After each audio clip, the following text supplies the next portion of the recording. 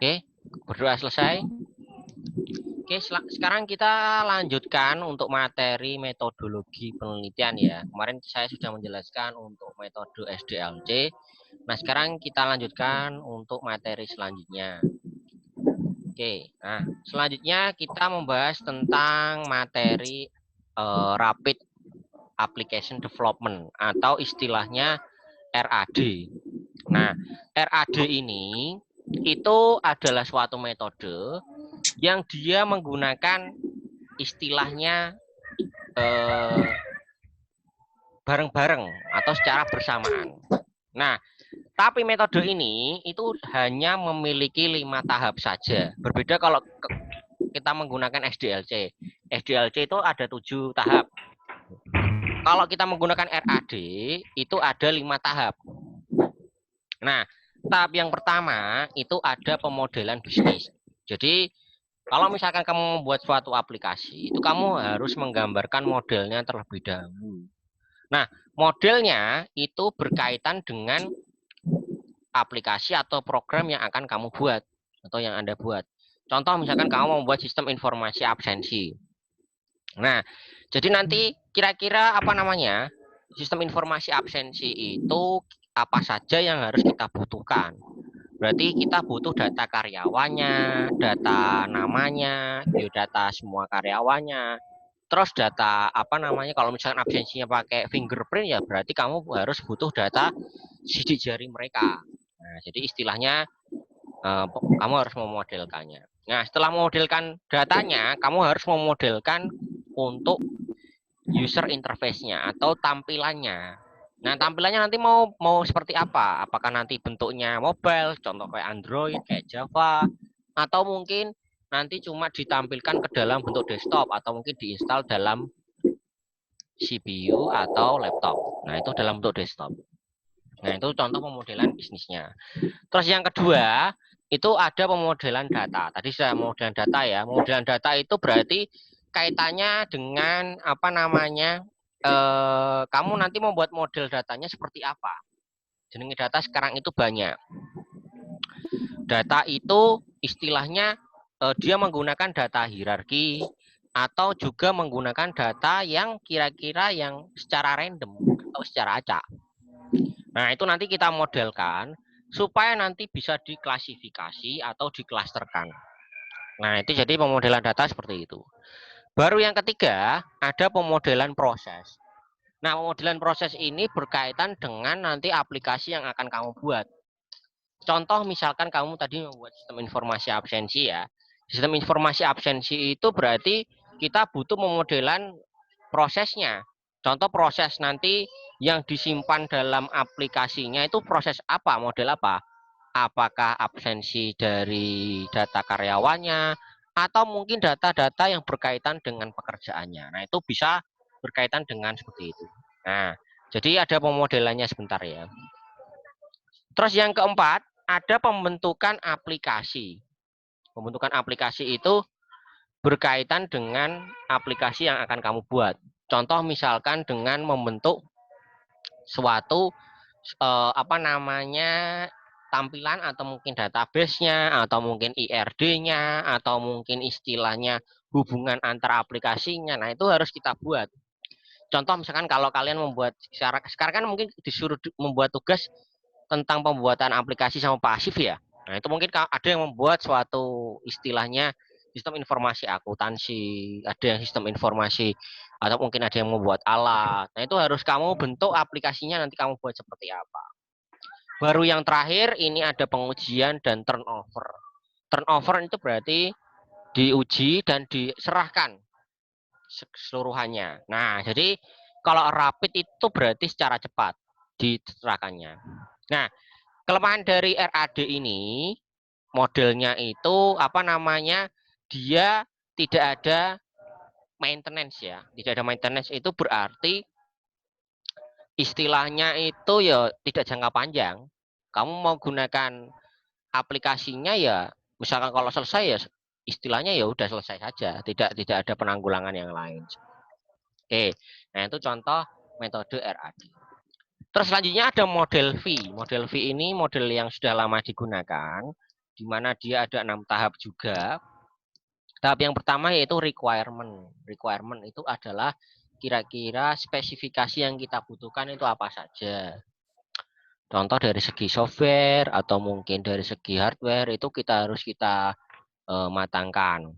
Terus yang kedua ada desain. Desain ada dua, yaitu berkaitan dengan general design specification. General design specification itu berarti spesifikasi umumnya, tapi dalam bentuk umum saja. Baru kalau sudah selesai umumnya, kita masuk ke detail desain spesifikasinya atau istilahnya model yang detail. Nah, setelah kita sudah merancang desain detailnya, baru kamu merakit menggunakan coding atau source code. Nah, ini kalau kamu pakai, kalau membuat aplikasi berarti source code. Tapi kalau membuat alat berarti istilahnya merancang, berarti membuat skematik. Jadi beda ya. Sini saya contohnya pakai program, berarti kamu untuk ininya source code. Tapi kalau membuat alat atau membuat istilahnya microcontroller, berarti nanti bukan source code tapi skematik. Nah, tapi sama saja. Oke, jadi perbedaannya itu. Terus selanjutnya ada unit testing. Nah, setelah programnya atau alatnya sudah jadi, itu berarti di testing per unit. Per unit itu berarti sampel. Jadi tidak secara keseluruhan. Setelah itu yang keenam ya. Keenam ini ada komponen testing. Komponen testing itu berarti diuji secara keseluruhan. Nah, ini kalau komponen testing itu berarti kamu setelah menguji, kamu juga nyebar kuesioner. Tadi internetnya mati ya? Mati ya internetnya ya? Sebentar. Ini slide-nya kelihatan nggak ini? Sorry. Baru saja mati, Pak. Ya ini tadi koneksinya agak. Oke, saya ulangi lagi ya. Nah, saya ulangi lagi. Tadi sampai mana tadi? Komponen. Iya, yang itu. Oke. Nah, yang komponen ya. Sekarang saya lanjutkan komponen berarti uji secara keseluruhan. Kalau uji secara keseluruhan berarti intinya adalah kamu menguji keseluruhan dengan kuesionernya. Nah, oke. Baru kalau sudah nanti acceptance testing. Acceptance testing itu berkaitan dengan penerimaan dari alat yang kamu buat. Nah, seperti itu. Oke, sebentar. Sebentar, ini ada tamu sebentar. Saya tunggu sebentar ya. Iya, ya, Pak. Iya, Pak.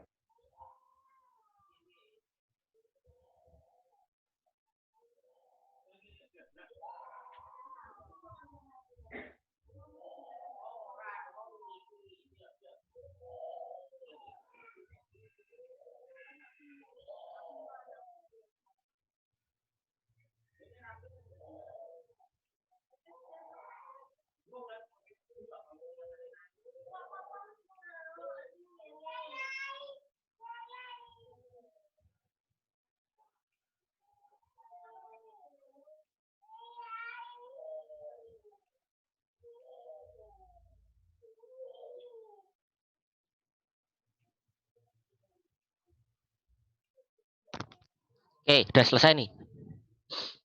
Oke, saya lanjutkan. Selanjutnya ini kaitannya dengan prototype model ya. Nah, kalau prototype model itu ada 6 tahap. Sama dengan mode SDLC sama V model. Cuma ini kaitannya dengan prototype. Prototype itu berarti membuat tiruannya. Nah, kalau tiruannya berarti pertama kita buat requirement gathering and refinement dulu. Nah, requirement gathering itu berkaitan dengan spesifikasi yang dibutuhkan.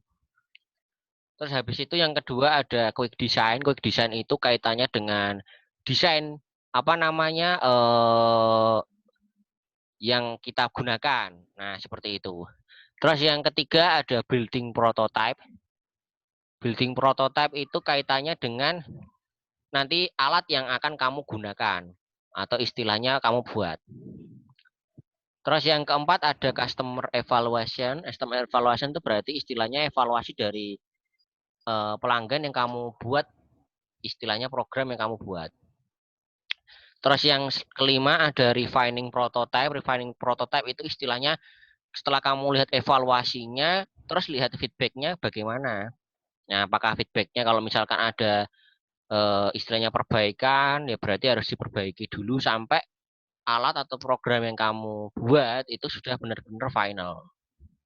Baru yang terakhir itu produksi massal. Produksi massal itu ya berarti sudah siap untuk digunakan pada masyarakat banyak. Nah, jadi itu prototype model seperti itu. Tapi biasanya kalau kita menggunakan prototype model ya berarti kamu harus kira-kira tahu istilahnya alat yang akan kamu buat dulu. Nah, itu contoh model prototipenya. Oke, sampai sini ada yang mau ditanyakan nggak? Ini si tadi mana? Si Rosian mana, Mas? Kok keluar dia?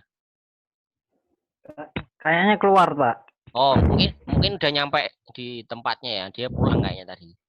Oke, tidak apa-apa wes. Penting saya ada laporan pengajarannya ini. Oke, lanjut ya.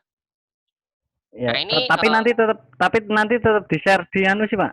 nanti saya share di Classroom juga. Soalnya kan materinya kan istilahnya nanti juga saya share, terus contoh proposalnya juga nanti saya share. Oke, nah ini saya kasih contoh cara Oh, siap, penggunaan. siap. Oke, Pak. Saya kasih contoh penulisan ini ya, kutipan sama daftar pustaka pada proposal. Oke, ini contoh yang sudah saya buat tadi. Ini contoh misalkan biasanya kalau kita mengutip dari buku atau dari e-book, nah itu biasanya kita harus butuh sumbernya. Nah, sumbernya itu isinya adalah penulis. Kalau kamu pakai model Harvard, ya berarti kamu nanti ada penulis, nama penulis sama tahun penerbitnya. Nah, contoh di sini ada contoh pengertian sistem. Nah, pengertian sistem itu adalah di sini ada sistem adalah suatu jaringan kinerja dari prosedur-prosedur yang saling berhubungan. Nah, itu kan apa namanya pengertian dari si Yakub ya. Si Yakub ini dia di bukunya Yakub itu dia mengutarakan bahwa sistem adalah suatu jaringan kerja dari prosedur-prosedur yang saling berhubungan. Nah, bukunya ini nanti kamu ambil e-booknya, terus kamu ambil di aplikasi yang namanya Mendeley. Nah, misalnya kamu kalau nggak punya, itu kamu download dulu. Nah, di sini ada Mendeley. Nanti otomatis kalau sudah install, nanti bentuknya seperti ini. Ini saya share.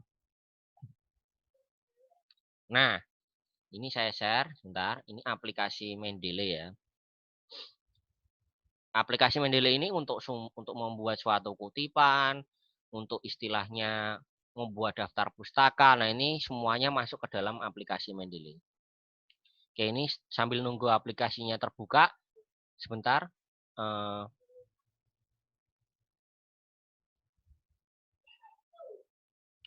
Oke, ini sudah saya buka di sini.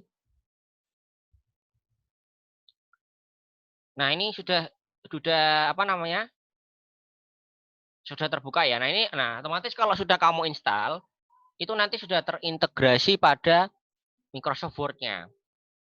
Nah, kalau sudah terintegrasi, nanti kamu tinggal buat kutipannya. Kamu ngambil dari jurnal mana toh? Jurnalnya misalkan si Yakub ini ya.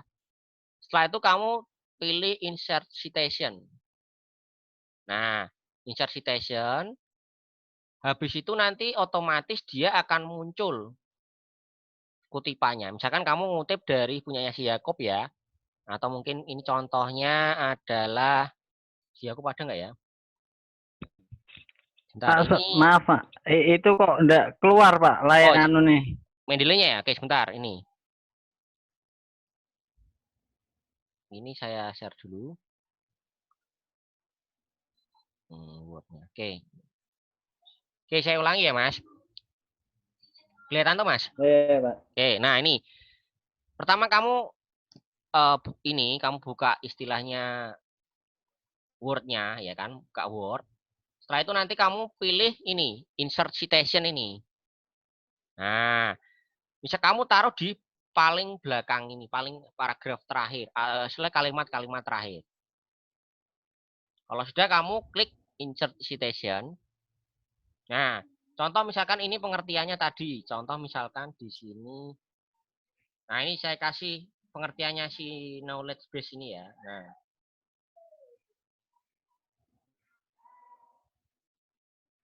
Nah, kalau dia pakai model IEEE itu nanti munculnya angka. Tapi kalau kamu modelnya Harvard, ini saya ubah ke Harvard, contoh sih. Ini saya hapus saja nih supaya nanti enggak. Ini saya rubah ke Harvard. Nah, kalau Harvard itu berarti munculnya nama pengarangnya, koma, tahunnya. Misalkan kalau bukunya dia terbit tahun 2017 ya nanti munculnya tahun 2017. Contoh. Contoh di sini misalkan. Terus ya ini contoh yang kedua. Misalkan sistem pendukung keputusan ini. Nah, pengertian sistem pendukung keputusan ini kamu tulis di bawahnya. Ini misalkan contohnya saya hapus. Nah, terus kamu insert citation. Kamu ketik saja di sini. Misalkan data. Oke. Nah, nanti otomatis dia akan muncul di sini. Nah, ini. Nama pengarangnya. Jelas ya? Jadi istilahnya nanti kalau ngutip atau istilahnya memberikan sumber itu harus di akhir kalimat. Setelah titik biasanya. Sebelum titik. Sebelum titik kamu kasih. Nah, itu kalau mencantumkan sumber pada pengertiannya ya. Nah, contoh kalau misalkan kita menulis daftar pustaka, itu kamu nggak usah manual. Di sini ada fitur otomatisnya di Mendeley. Kamu tinggal pilih ini, insert bibliografi ini. Nah, nanti otomatis dia akan muncul. Nah, ini kamu tinggal, kamu mau bentuk seperti apa, sebentar. Ini kok kebesaran ini, saya nggak pakai mouse nih soalnya. Oke, ntar.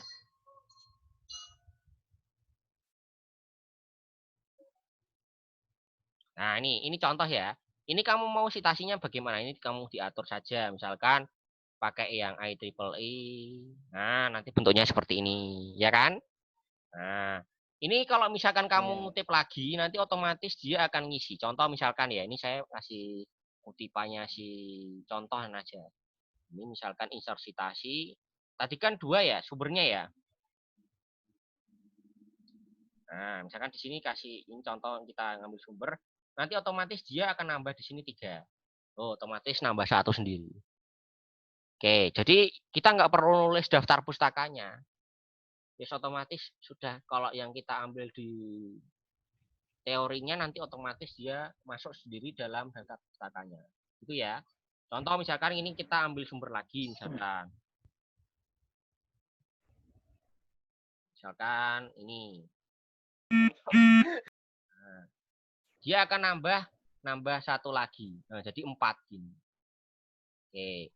Jadi 4 otomatis sendiri. Nah, itu contoh penulisan daftar pustaka. Nah, ini Mas Musfikin sudah datang nih. Selamat datang nih. Kemana saja, Mas? Tadi di jalan, Pak, nggak sempat buka HP. Oh, ya wes, apa wes, ya. Yang penting kamu ngikuti kuliah aja nih.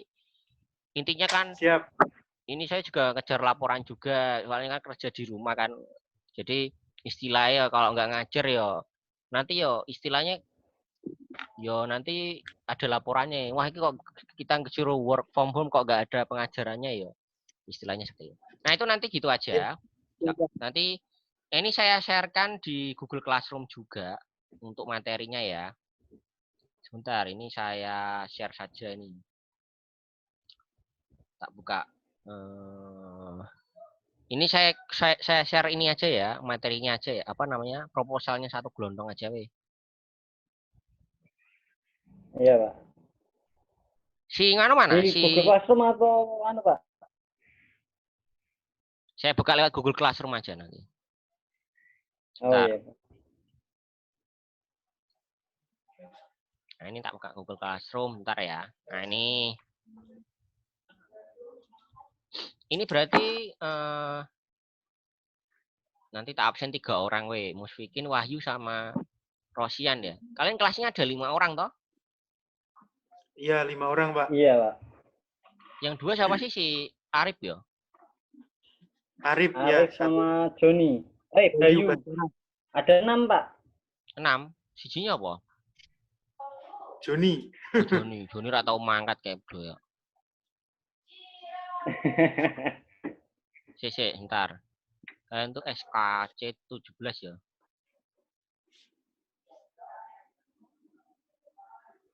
Oke, ini tak buat ke format proposal ya.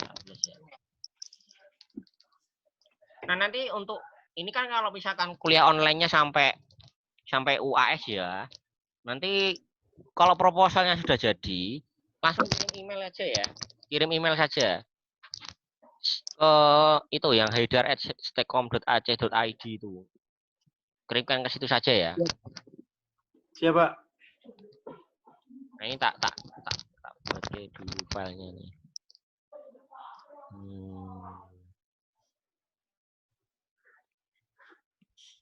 Nah, ini contohnya saya buat ini. Oke. Nah, ini kira-kira di Batang di lockdown nggak, Mas? Tempatnya? Di Batang belum Pak, tapi di Pekalongan katanya di lockdown. Di Pekalongan Tegal juga semuanya. Oh, malah Pekalongan udah di lockdown katanya? Iya, katanya mulai malam ini menurut info yang beredar sih Pak. Sudah nggak ada yang jualan ya? Iya, kalau di aja. Tegal dari kemarin. Nah, kalau Tegal kemarin komen sudah nggak boleh jualan, nggak boleh ngapa-ngapain, Pak. Kalau mau pengen keluar ya pas beli makanan saja. Itu aja mungkin nggak ada yang buka biasanya ya. Iya. Ya wis ra apa. Nah, itu nanti filenya dibuka ya, terus dibaca. Oh ya, saya juga nge-share materinya juga ya. Ini materinya Oh tak iya. kasih saya tanya di TW. Supaya nanti soalnya jujur aja ini aku kalau kuliah online itu ora efektif. Nah, ngapus ya aku. Iya, Iya, Ra. Iya, Pak. Memang, Pak. Memang ora efektif kok. Aku belak-belakan wae. Nah, ini ada sinyalnya yo jelek, Pak. Jadi ada beberapa materi yang terlewatkan sebenarnya. Lah ya makanya itu tergantung sinyal toh, Mas. Bahkan ada Iya. beberapa mahasiswa iki Iya. apa istilahnya itu mengeluhkan, wah Pak, kalau di rumah saya nggak ada sinyalnya nggak bisa istilahnya streamingan atau mungkin kuliah online. Makanya kan ini istilahnya ya mengikuti aturan wae lah gitu. Makanya aturan dari kampus seperti itu kita ngikuti Lah, saja. iya. Nggak apa-apa wes. Tapi semenjak Yang penting juga UASnya juga dimaklumi ya, Pak ya. Oh ya, itu gampang itu masalah. Lah itu kan sudah kebijakan dari semuanya. Uang ujian nasional aja ditiadakan kok, ya kan? Nggak tahu sendiri toh. Oh, Nah, Ya. mungkin nanti untuk UAS-nya ya mungkin ya nanti ya digampang. Tapi istilahnya tetap nanti kamu ngerjakan ya istilahnya formalitasnya dikerjakan dulu saja tidak apa-apa. Gitu ya. Itu kan aturan dari iya. kampusnya seperti Iya, itu. Pak. Iya, Pak. Soalnya saya juga istilahnya harus ngikuti, kamu juga harus ngikuti juga gitu.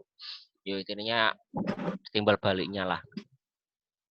Oke, itu aja. Ada yang mau ditanyakan nggak? Nanti di-share ke teman-temannya juga. Ini sudah saya di-publish di Classroom juga. Terus nanti Iya. untuk UAS-nya nanti gini ya. Nanti mungkin kalian UAS-nya kapan sih, Mas? Aprilnya tanggal Tanggal berapa? berapa ya, Mas? Tanggal berapa? Nggak tahu ya. Berapa Mas Didi? Saya lupa Pak, maaf Pak. Yos, nanti kalau ini saya kabari ya. Soalnya saya nggak punya jadwalnya. Jadwalnya di kampus semua soalnya. Yang nanti saya dikabari kalau pas minggu tenang atau Tanggal pas 13 kayaknya, Pak. 13. 13. Nah, 13 ya berarti minggu ngarep pas minggu tenang, Ra. Ini tanggal Lagi. ya kalau misalkan UAS-nya tanggal 13 berarti enggak ding, masih satu lagi pertemuan ding, Mas. Masih satu lagi pertemuan. Enggak ding, minggu depan tanggal 6 ya. Iki tanggal 30 siji. 30 ya ini ya.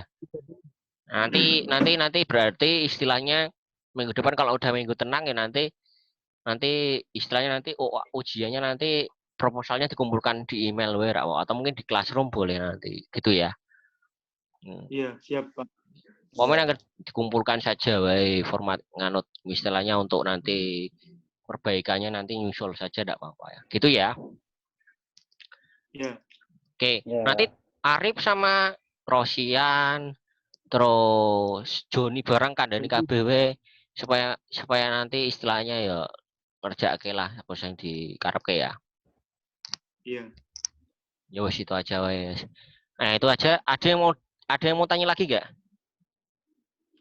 Kalau ini musim apa? Musim online kayak gini kampus masih tetap buka atau tutup, Pak? Buka, tapi sampai jam 6, Mas. Tapi adminnya saja, dosennya nggak masuk semua. Oh, berarti admin saja. Hmm. Oh, berarti Kalau pembelajaran bisa ke kampus, Pak? bisa, nah, tapi kamu kalau bisa sebelum jam 6 harus ya sore wae lah atau mungkin siang kamu ke kampus bayar aja apa-apa gitu. Tapi dosen-dosennya Oh, enggak iya. ada yang masuk. Mungkin kalau ada pas Hmm. jadwal piket saja. Saya piketnya hari Kamis dan Jumat. Kalau mau Oh, ke iya. kampus enggak apa-apa gitu ya. Pak Haidar di Tapi rumah berarti ini, Pak? ya aku di Jepara iki soalnya. Makanya iki aku tadi nyari-nyari sinyal. Kalau di kampus ya lancar internetnya. Kalau di sini ya mengandalkan sinyal sama seperti kalian lah gitu. Ya, ya wes, Iya. itu aja ya. Nanti Oh, siap, Pak. disampaikan sama teman-temannya, saya minta tolong. Ya wes, ini saya juga istilahnya ya eh, mungkin selama nanti mungkin mudah-mudahan nanti nggak selamanya seperti ini. Ben suasananya terkendali dulu. Ya mudah-mudahan sehat selalu semua ya. Istilahnya jaga kesehatan. Wes Iya. intinya kalau misalkan kita di jalan kemana-mana ya nggak usah kemana-mana kecuali kalau yang penting ya keluar aja tidak apa-apa tapi pakai masker atau mungkin ya wes itu aja wes yang bisa saya sampaikan. Wabillahi taufiq wal hidayah. Wassalamualaikum warahmatullahi wabarakatuh. Waalaikumsalam warahmatullahi wabarakatuh. Waalaikumsalam warahmatullahi wabarakatuh.